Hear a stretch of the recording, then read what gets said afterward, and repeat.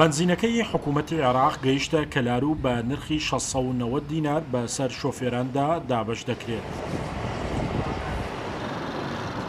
بەڕێبەراتی نەوت و کانزاکانی گەرمیان باس لەوە دەکەن پشکی گەرمیان لەو بڕە بنزینە 36,000 لیترە و ڕۆژناڕۆژێک دەگاتە ناوچەکە و بۆ ماوەی مانگێک لە کەلار دابەش دەکرێت و دواتر دەگوازرێتەوە بۆ بنزینخانەیەکی سنووری قەزای کفری.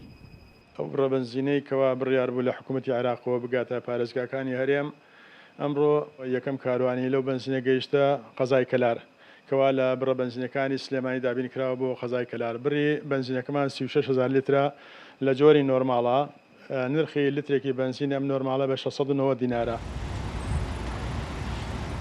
ئەو بڕە بنزینە دەگاتە سنووری ئیدارەی گەرمیان لە پشکی پارێزگای سلێمانیە و ئەگەر ڕۆژانە بگاتە ناوچەکە کاریگەری ڕاستەوخۆی لەسەر دابەزینی نرخی بنزین دەبێت.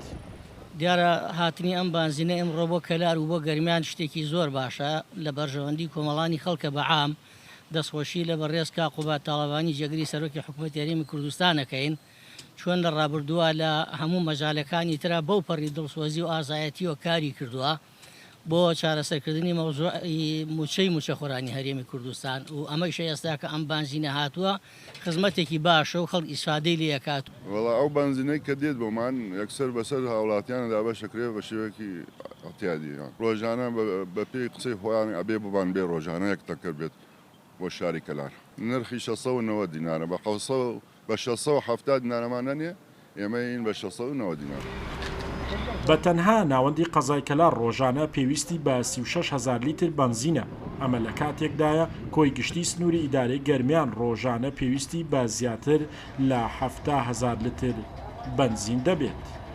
شاخەوان محەممەد، کورسات نیوز، کەلار.